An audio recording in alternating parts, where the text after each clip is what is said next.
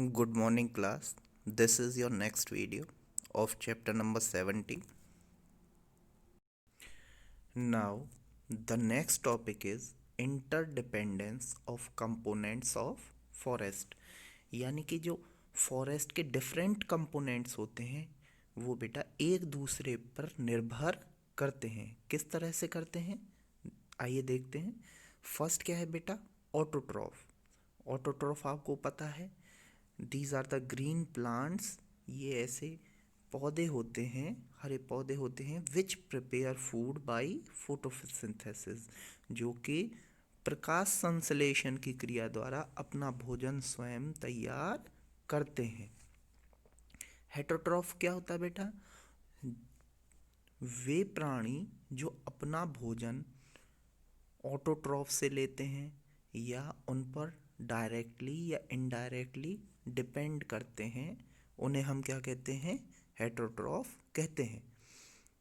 Are the animals, यानी ऐसे जानवर विच गेट देयर फूड, जो कि अपना भोजन प्राप्त करते हैं डायरेक्टली प्रत्यक्ष रूप से या इनडायरेक्टली अप्रत्यक्ष रूप से फ्रॉम प्लांट्स, पौधों से। यानी कि जो अपना भोजन प्रत्यक्ष या अप्रत्यक्ष रूप से अपना भोजन पौधों से प्राप्त करते हैं, उन्हें हम क्या कहते हैं बेटा? हेटरोट्रॉफ कहते हैं। नेक्स्ट क्या है बेटा? सेप्रोट्रॉफ। यानी कि ऐसे animals which feed on the dead animals, जो कि मरे हुए जानवरों को खाकर अपना भोजन प्राप्त करते हैं, उन्हें हम क्या कहते हैं बेटा? सेप्रोट्रॉफ कहते हैं। नेक्स्ट क्या है बेटा? Decomposers. These are the microorganisms which decompose dead plants and animals into humus। यानी कि ऐसे सूक्ष्म जीव जो कि डेड प्लांट और एनिमल्स के शरीर को ह्यूमस में कन्वर्ट करते हैं, ह्यूमस में बदल देते हैं, उन्हें हम क्या कहते हैं बेटा? डिकम्पोजर कहते हैं। आपको पता है ह्यूमस क्या है बेटा? Organic part of the soil, यानी कि ये सॉइल का ऑर्गेनिक पार्ट होता है। Now the food chain. Organism which feed on plants, यानी कि ऐसे प्राणी जो पौधों को खाते हैं, are eaten by other organism, और उनको बेटा क्या करते हैं? दूसरे प्राणी खा जाते हैं। And so on to form food chains, और इस तरह से बेटा हमारी क्या फूड चेन बनती है, जैसे हम हिंदी में क्या कहते हैं? खाद्य श्रृंखला भी कहते हैं। जैसे कि एग्जाम्पल देखें, सबसे बेटा जैसे घास थी, उसको किसने खाया? इंसेक्ट ने। इंसेक्ट को किसने खाया बेटा? फ्रॉग ने। फ्रॉग को किसने खाया? स्नेक ने। और स्नेक को किसने खाया बेटा? ईगल ने। तो इस तरह से जो घास खाने वाले हमारे ऑर्गेनिज्म होते हैं बेटा, उन्हें दूसरे प्राणी खा जाते हैं। तो इस तरह से जो हमारे डिफरेंट ऑर्गेनिज्म है वो प्रत्यक्ष या अप्रत्यक्ष रूप से प्लांट पर भोजन के लिए डिपेंड होते हैं। There are many food chain in the forest.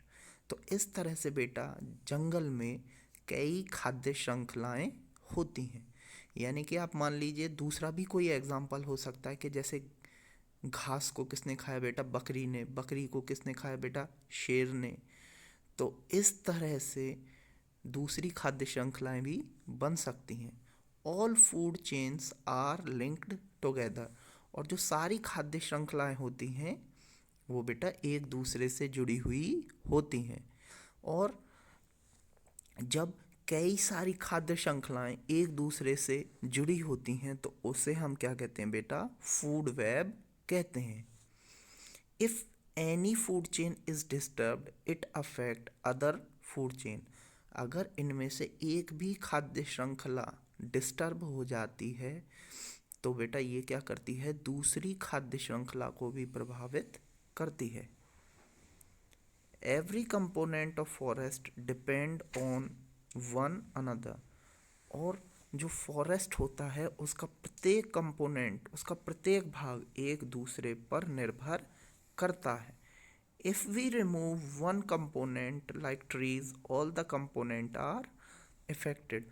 यानी कि अगर हम किसी भी एक भाग को हटा दें, जैसे कि ट्री यानी कि पेड़ों को, तो जितने भी अदर कंपोनेंट हैं इस फॉरेस्ट के, यानी कि उस जंगल के, वो भी प्रभावित होंगे।